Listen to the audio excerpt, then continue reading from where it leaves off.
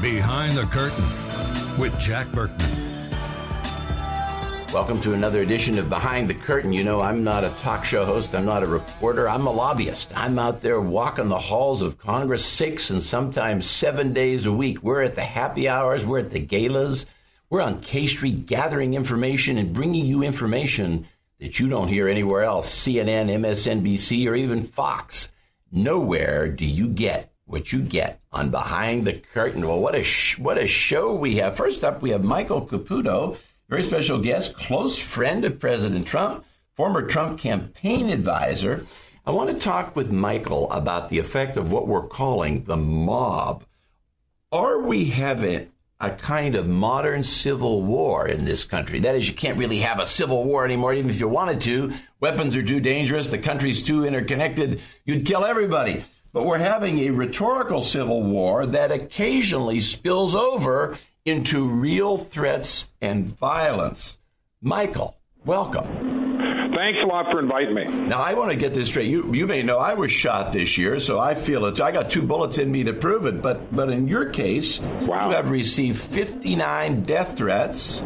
Your wife has received part of a rifle or a shotgun in the mail as a threat to her, as I understand it. And all of this is because you love and support the Donald. That's true. I first became well known to the attackers, the mob, when I went to work on the president's campaign. And then because I worked in Russia in the 90s, in 1994, the Clinton administration sent me to Russia to meddle in their elections.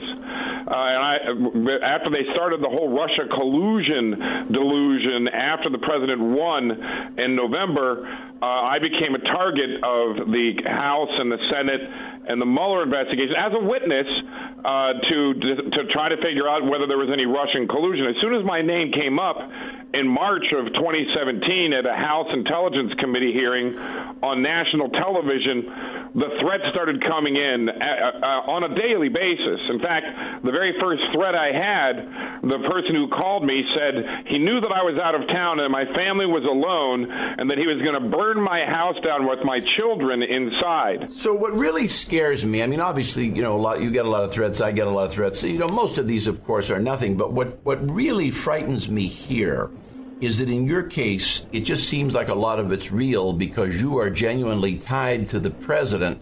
A lot of people who get threats aren't tied to the president. Did you ever request Secret Service, as the White House ever offered, or did you request Secret Service?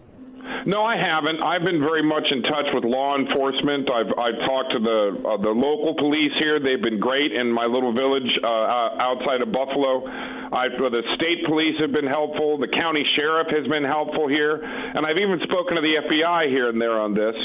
I'm convinced that most of these are fake, Most of these aren't serious, but I've had 2 people arrested because of their threats. I'm tracking just about anyone that I can. And what I'm concerned about, just like I'm sure you are, is that one of these 59 death threats that have come down on me and my family, one of them is going to be the guy who jumps in his car with some rifles and goes to the softball diamond on Alexandria, Virginia, outside of Washington, and decides to shoot down some congressmen. One of these guys is going to be nuts, and they're going to be nuts enough to take their orders. All it takes is one. So let's look at this more broadly. Where do you see the country going? I mean, are we having a kind of rhetorical civil war that occasionally now spills over into violence? I mean, Senator Rand Paul of Kentucky, told a Kentucky radio station the other day that he's afraid to be assassinated. He's getting tons of threats. He's afraid there's a real hit out on his life. He's very, very scared. He's afraid the left has put out a hit on him. Then you have Grassley wanting to protect Susan Collins and all kinds of things going on. How real do you think this is? How big is this problem in reality on a national scale? I'm convinced that it's an absolute dire problem. In fact, you didn't have to look any further than the Kavanaugh confirmation process to realize that it's not just a few people who are unhinged, it's thousands of people who are unhinged. And I don't think that the police and the law enforcement who guard our senators and our congressmen are ready for it. Take a look at how Senator Flake was trapped in an elevator with a woman holding the door open. That's a blatant violation of Senate regulations, and she should have been arrested, but she wasn't. These people chasing senators down in the basement of the United States Capitol, running after them, chasing Rand Paul through an airport, that's stalking. That's not legal. And in the Capitol, they should be arrested, but they're not being arrested. The problem we have is these people are motivated to break the law. Somebody in there is going to be nuts enough. Let me ask you this. Of the 59 or so death threats you've received, how many of them would you estimate are coordinated by higher-up leftist organizations? Like you have George Soros sitting at the top of the pyramid. He's got consultants under him. How many of the 59 are coordinated? And obviously, it's hard to know, but your best estimate, how many are coordinated by high-up leftist organizations, and how many of them are just from loons on the ground acting independently? I got to tell you, I think a lot of it comes from a coordinated attempt. It's hard to tell which is which, but it's a great question. Nobody's ever asked me. I track on Twitter whenever I'm on CNN, and I'm on 2 or 3 times a week in prime time. I'm attacked by hundreds of Twitter bots, they call them. All of them working with talking points, and they come at me all at once, very coordinated, and then somebody will come across with a threat, and then a threat will come across in my direct messages, and then a threat will come across my private email because it's easy to find. Well, CNN, I guess, is particularly dangerous because these are leftist channels, so the entire audience is going to hate you. It's not like you're on Newsmax or something. CNN is dangerous. That's part of the problem because their audience is nuts. A lot of it's nuts.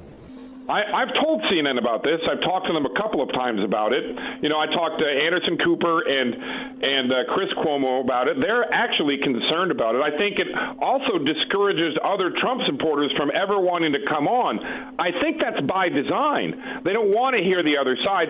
I'm not afraid of it. I got it. My family's well protected. The police here in my village are very attentive.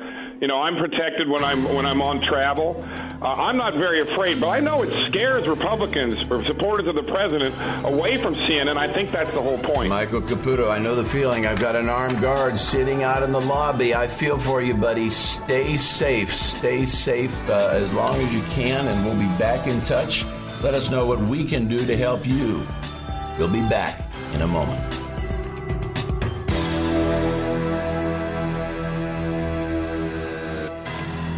All the stories and controversies that no one talks about, but everyone should know about. Some people without brains do an awful lot of talking. Behind the Curtain with Jack Berkman. Welcome back. Remember, if you want to take it behind the curtain, you call us 703-795-5364, 703-795-5364. Operator standing by 7 a.m. to 7 p.m. Monday through Friday, Saturday 10 a.m. to 5 p.m. Same number, and also email jackberkman2016 at Gmail if you know anything about the Seth Rich murder mystery. Same number, same email. Remember, that email is jackberkman2016 at Gmail. We will never quit on the Rich family, never quit on the city of Washington, and we may have an October or early November surprise. Lucanon is coming forth. We just don't know when. We will bring him forth. More information on that coming soon. We have not forgotten. The investigation continues at a daily pace. Oh, joining us now, Greg Corombos, news director at Radio America, host of the fine podcast 3 Martini Lunch. Greg, welcome. Good to be with you again, There Jack. you go. There's Greg. Yeah. Well, let's take a look now. Let's transition and take a look at the 2018 midterm election. What else? Sadly, it appears that most all of your predictions are coming true. Let me set the stage a little bit. So after the Kavanaugh debacle, the first set of polls, and we got a lot of polling now, it's October, the first set of polls seemed to suggest that that the Republican base, because of Kavanaugh, would be more energized than the Democratic base, and that might take the Democrats down to a net pickup of only 18 or 20 seats in the House, so they wouldn't take it. But then there's more polling that's come out in the last 3 days this week that now suggests the Democrats are going to be well over a pickup of 25 in the House. What say you? Well, I think it's going to be an interesting split here, potentially, just because of the way the Senate map looks.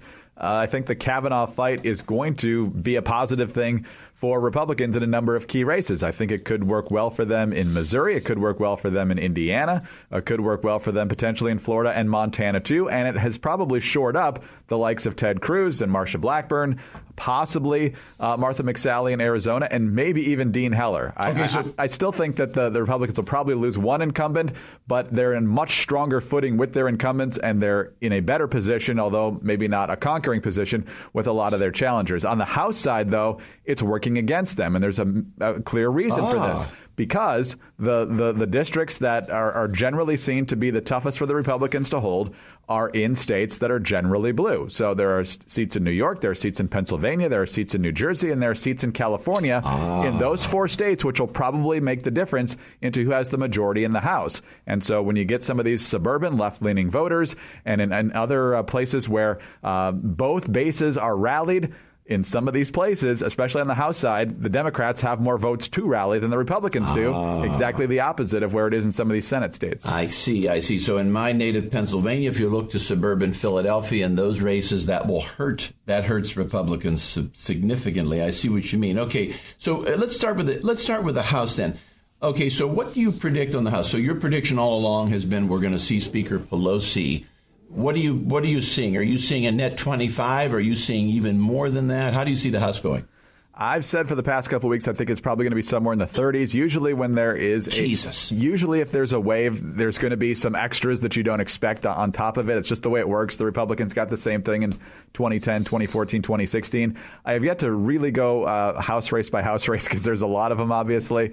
But just with those states, Pennsylvania, the Supreme Court, which leans left, redrew the map. That's going to probably be a +4. For Democrats right there.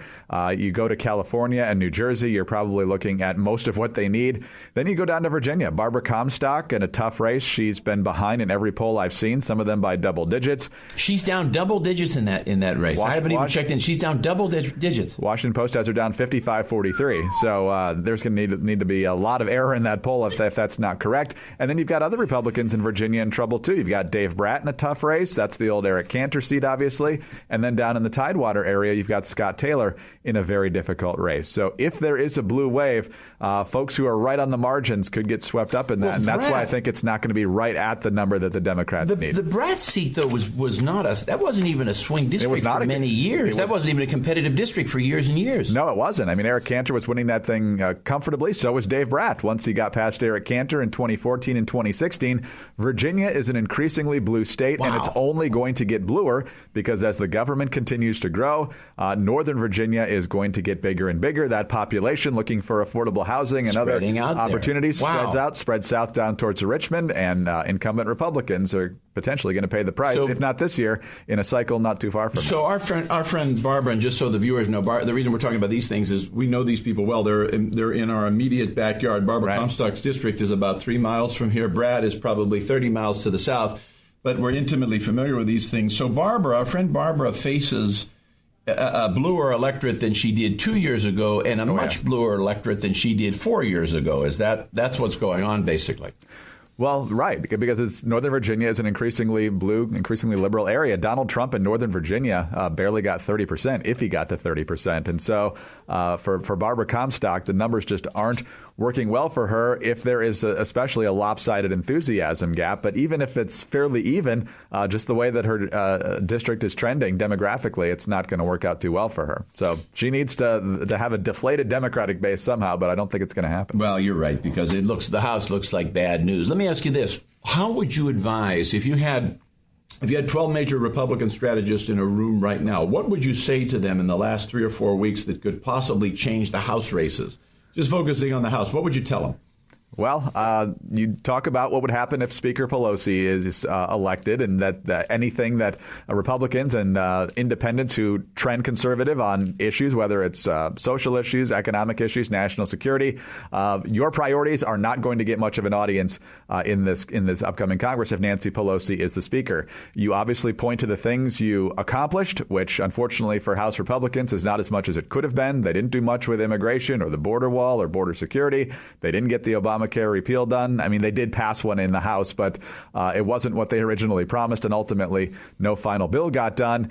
And then you look at some other things with the deficit approaching $1 trillion again. It's going to be tough, but you can talk about tax cuts. You can talk about putting money back in people's pockets. You can talk about rolling back regulations, which help families and small businesses, and hope that resonates. But if I were running, like even if I were somebody like Comstock or Bratt, maybe especially Bratt, but if I were running in Philadelphia, suburban Philadelphia, I would want to run just what you said, a lot of scare ads about Speaker Pelosi and try to tie her to support of very extreme things. I would just declare her to support very extreme things and run those kinds of ads.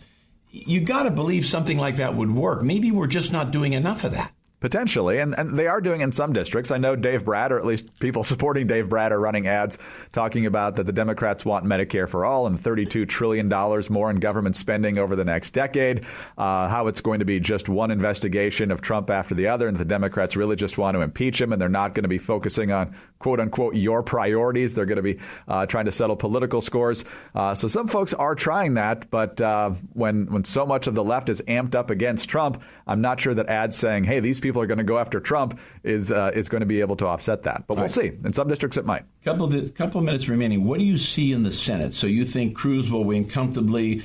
Heitkamp in North Dakota is gone, I presume. What about Heller? Did we talk about Heller and Rosen in Nevada? Heller, in the latest poll I saw, is up 2. That's obviously within the margin of error. Most polls still have him slightly behind, so that's going to go down to the wire. And Nevada has been increasingly blue in recent cycles, so I still think he is. But he's doing well. I expected Heller to do a lot worse than that. He's doing well. Oh, yeah. When he opposed part of the Obamacare repeal and then supported part of it, he alienated both sides, and his approval rating in Nevada was down around 20%. So he's doing much better than he had been. That and Arizona are the toughest ones, I think, for the Republicans to defend, but there is one poll out lately showing Martha McSally pulling ahead of Kyrsten Sinema. I do think Cruz and Blackburn are in very good shape. I do think Kevin Cramer is likely to beat Heidi Heitkamp in North Dakota. Okay. And I would say that in terms of other potential Republican pickups, you got to like Indiana. I'm increasingly optimistic that Republicans can probably win Missouri, but that's still going to remain very close. I think Montana and Florida are just so neck and neck, particularly Florida. I think if Rick Scott handles this hurricane well, I think that might be a boost for him, and maybe enough to get him across the finish line. Scott is down. He's down within the margin of error. Right. Is that about right? He's down. Yeah. I'm seeing like 2 and 3. Yeah, every poll I see is 1 or 2 points either way. So it's pretty much a dead heat, and the governor's race is probably not helping Rick Scott right now. But his governor's races were like that, too. Scott obviously is not a dynamic candidate. He's always won close. That's just, Florida, of course, is close, but Scott has always been particularly close. Am I right? Yeah, I mean, he beat Charlie Crist 4 years ago, and that was a pretty tough race, and his 2010 race was not easy either. It's a battleground state, to be sure. One more thing now, and we're pulling ahead. Seems like 3 and 4 points ahead now in Tennessee, as you predicted, but we've had to pour a lot of money into the Nashville media market. A lot of national money has gone in there to do that. Is Blackburn going to win comfortably? Last 2 polls I've seen have Blackburn up 5 and up 8. And the one up 8 is really since all of the Kavanaugh developments happened here in Washington. So that probably portends well for her, even though her Democratic opponent has said he would have voted for Brett Kavanaugh if, in fact, he were in the U.S. Senate. And so I think that could be potentially dinging his support and enthusiasm among Democrats. Some of them might be thinking, well, why are we going to send this guy there if he's just going to do what the Republicans would want him to do on a critical vote like this? So we'll see. I mean, Tennessee is a deep red state. You've got a gubernatorial candidate there who's up 20 points, who can probably help pull Blackburn across the finish line a little bit. You've also got big gubernatorial leads for Republicans in Arizona and Texas. Ted Cruz looks to be in better shape than he was a couple of weeks ago. Whether or not Doug Ducey can get Martha McSally across the finish line, though, is a much bigger question. I don't know. I don't know that I'd bet with us in Arizona. I have a bad feeling about that one. Well, Greg Corombos, News Director, Radio America, most importantly, America's best and brightest political analyst. Thanks so much. If we're real lucky, we'll be able to have you back again. Well, coming up next, we're going to get back into the story of Me Too with Christine Ford. Stay with us.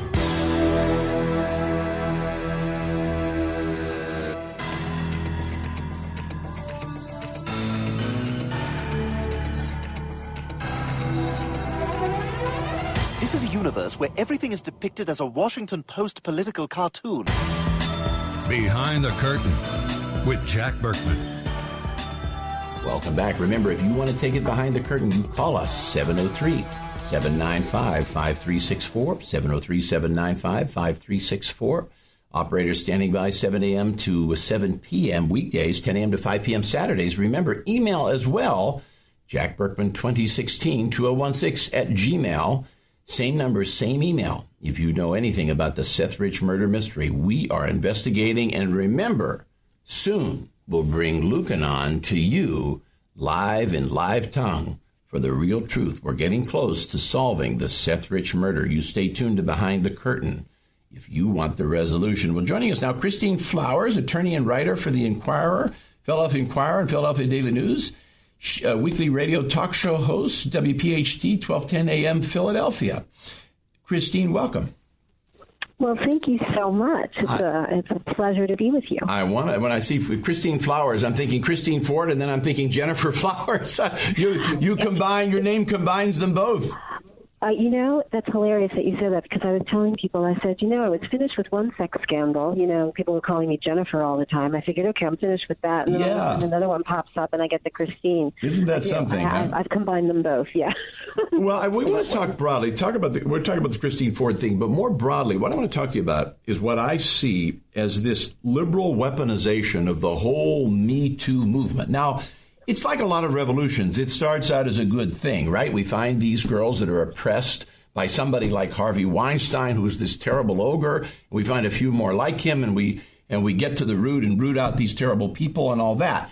But then, of course, the revolution, like any revolution, like the French Revolution or the Russian Revolution, it becomes consumed with excess. And all of this excess. And then you get into to draw the analogy to the French Revolution, the guillotine and all the beheadings and Robespierre. And I don't know who the Robespierre would be if we were casting this. I don't know, maybe it would be Dianne Feinstein. Maybe she's playing the role of Robespierre. But then you have all of this madness. And now we're going after everybody. Now they look at Dustin Hoffman, and they look at things that happened 52 years ago, and they want to hang him for this, that, and the other. And obviously, I don't know all the facts about all of these cases, but obviously now this has gone way too far, and it has become little more than a political weapon. It has, and at two separate levels, it upsets me. Both as a woman who, I don't have children, but I have a 9-year-old nephew who I adore. I used to also teach high school in a boys' school, so that also bothers me to a great extent. The wholesale demonization of one particular gender, and then also as an attorney who, and in fact, I'm talking to you from outside of a courtroom right now. I'm about to go in a few minutes. And due process is so extremely important if we're going to have any kind of a semblance of civilization, a civilized society. And like you said, to try and avoid something along the lines of, the whatever it was, the Vendémiaire, the French Revolution. So I think that what happened with, and it didn't start with Christine Blasey Ford, but she just pulled out the bigger guillotine. I like your analogy there. It really started, I think, back with Duke LaCrosse, when this started sort of pitching into a frenzy where people were just willing to believe in a knee-jerk fashion that if a woman made an accusation, that accusation had to be true. And Duke LaCrosse also had the cross currents of race in there and class. But I think what's happening is we are flipping or moving that pendulum in such an extreme opposite direction from what people thought about the patriarchy, where women were never born, that we are essentially turning our men into second-class citizens. And I know people will laugh about that, but it essentially what you're saying is, if a man is accused, if anyone is accused, even on the most flimsy, insubstantial evidence, such as that presented by or no evidence at all, or no evidence at all. Just a story, right? A story. I mean, it would seem, I agree with you.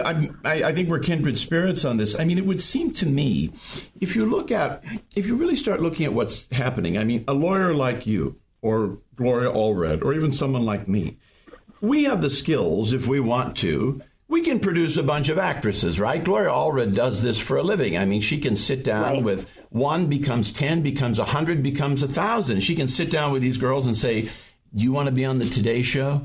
Do you want to sell a book? Do you want to make a lot of money? You were attacked, weren't you? You were assaulted, weren't you? And the woman looks at her and says, oh, yes, I forgot. I was attacked. Now, we know that she does that. I mean, a lot of this is becoming a joke. Yeah, it is. It's people are being coached, and unfortunately, we've now learned that it's legitimate to think that Christine Blasey Ford was also coached, because she was steered to some attorneys, some very liberal, some very activist liberal attorneys that were suggested to her by Chuck Schumer and Dianne Feinstein. And I'm sure that they helped her polish her testimony, and I'm sure that they helped her present, try and seem a little bit more credible than someone who doesn't know that something happened 36 years ago in a place where she can't remember the address, she can't remember the day, she can't remember the people, except, oh yes, she does remember one person, and that happens to be the person who's now nominated to the Supreme Court. Yes, and the one witness she remembers in the room has no recollection of the party being in the room, her, or anything else. Right, nor does her best friend, Leland Kaiser, I think was her name. I mean, the best friend who you would think, if this thing happened to her, I was a 15-year-old girl. I told my best friend everything. And even if I didn't tell my best friend that I had been attacked, clearly she would have known something about a party that I went to. And Leland Kaiser says she has no knowledge, no recollection of anything that Christine Blasey Ford is testifying to. Where do you think this is going with this Me Too? How bad, with the weaponization of Me Too, what do you see as the future? About a minute left. Where do you see this going? You know what I think? I think that it is going to backfire on the whole Me Too guerrilla tactic warfare industrial complex, because there are women like me, conservative women, or even liberal women who believe in due process, who are going to look at this and say, this is hysteria, and hashtag not in our name, not hashtag Me Too, hashtag not in our name. They're not going to be allowed to destroy our system of due process and justice and fairness simply because we want to sort of get some kind of gender advantage here. And weaponizing victimhood is anathema to me. I do asylum cases. I see real victims every day. So to see victimization and victimhood be used as a political advantage and play, that's nauseating and repellent.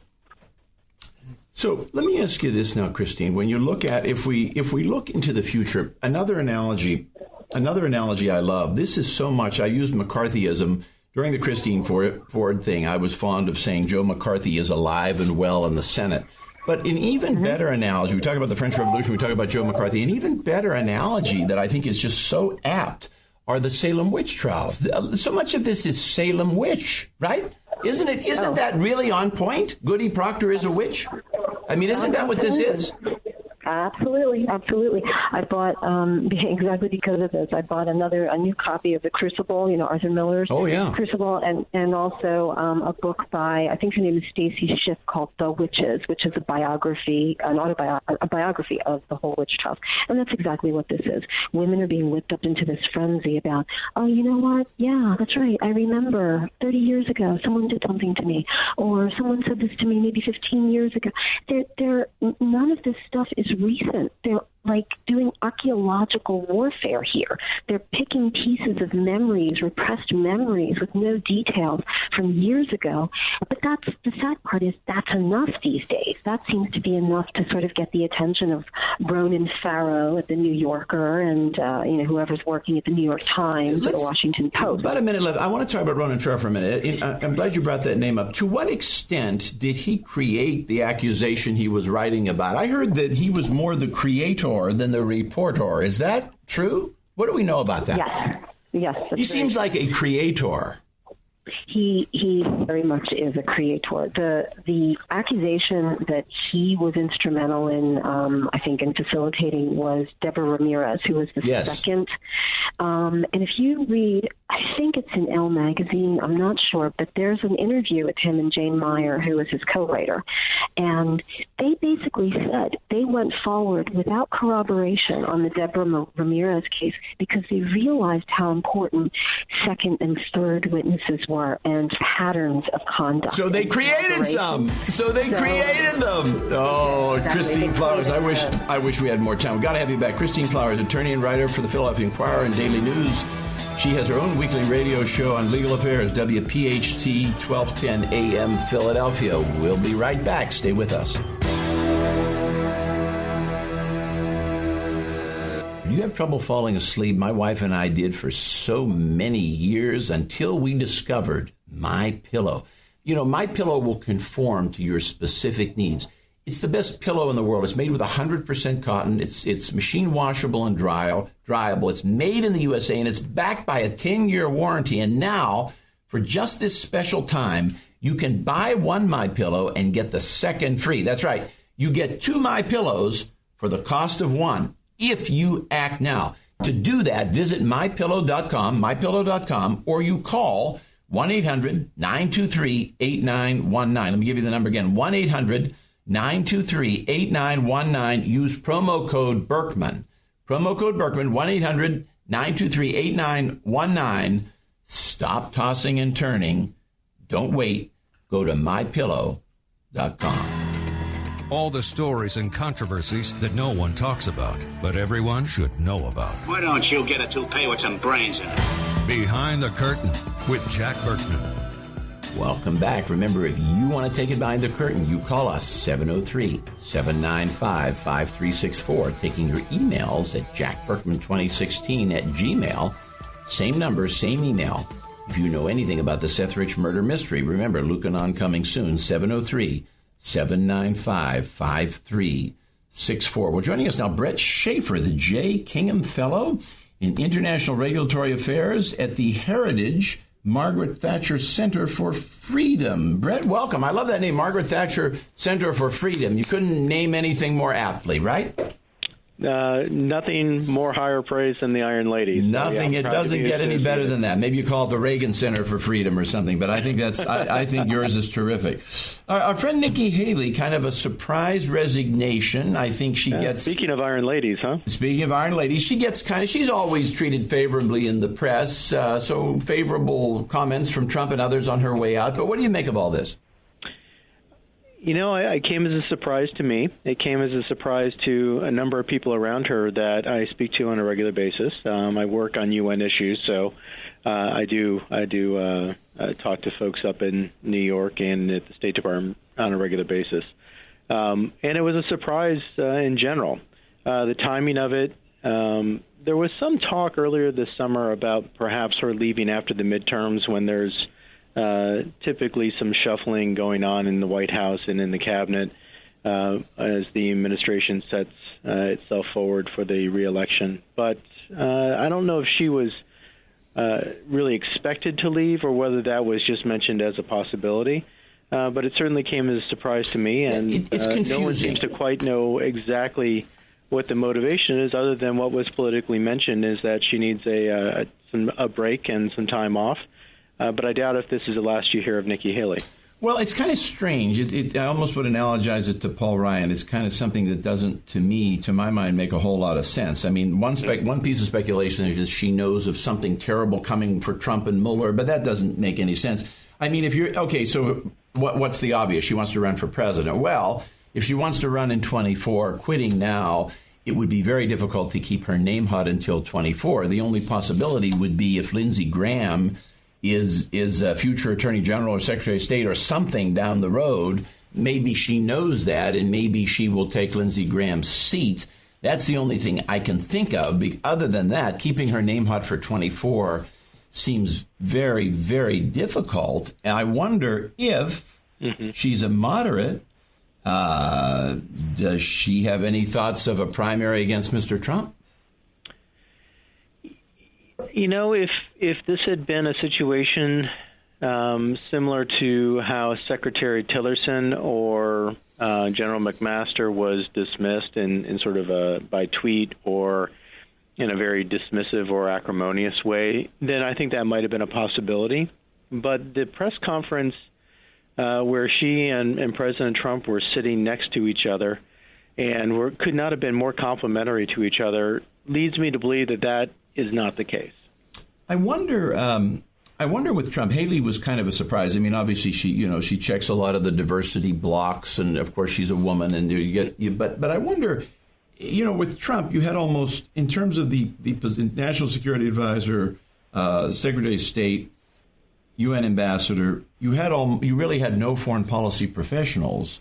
I just can't figure out why you would put someone in there to begin with. Wouldn't you have rather seen a foreign policy professional in a job like that? As ambassador to the UN? Yes. I mean, particularly when you don't have anywhere else. When you start out with Tillerson, you start out with H.R. McMaster. I mean, you've got a lot of empty suits. You have a lot of empty suits in foreign policy jobs, right? So when if you put somebody like Tillerson and say that's an empty suit, it's a businessman. So what you're saying is you're going to let staff run the State Department. That's what you're saying. Now you essentially do the same thing. She's more engaged than Tillerson, but she has no real background. You're basically turning these agencies over to staff. I mean, that's the way I look at it. That's one explanation. I don't believe that was the intent. I think that during the transition phase, when President Trump was trying to discern what his cabinet would look like, what his senior officials would be, he didn't come from a background, for instance, like President Bush did, whose father had a long series of confidants and aides and previous appointees, and he himself had confidants from his time as a governor of Texas. Trump came in relatively without a great deal of staff around him that he could draw on to fill these positions. And so I think he went through the process of trying to identify candidates for this with a very open mind. And she went in to interview him, and she, based on the rumors, she was actually offered the Secretary of State job. And she declined that and said that I want something a little bit less central to the foreign policy establishment. And he offered her the U.S. No, I don't know about that one. I don't know about that one, Brett. I have trouble believing that. Believing that. That might be. That's if you go back. And I've got trouble believing that one. That's what was going on. That's in the category of all those people who say, "I turned down the Veep slot on the ticket." I was offered, but I turned it down.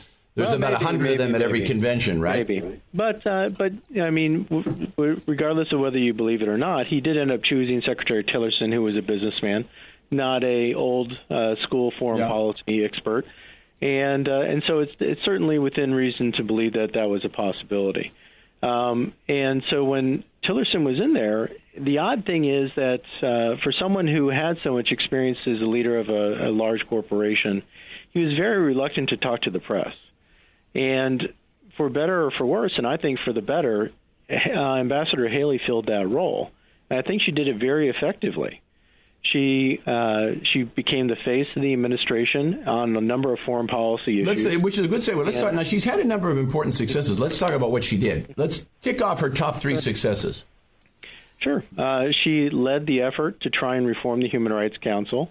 And then when the other member states resisted that effort, she stood on principle and rallied the administration behind the decision of the United States to withdraw from that body.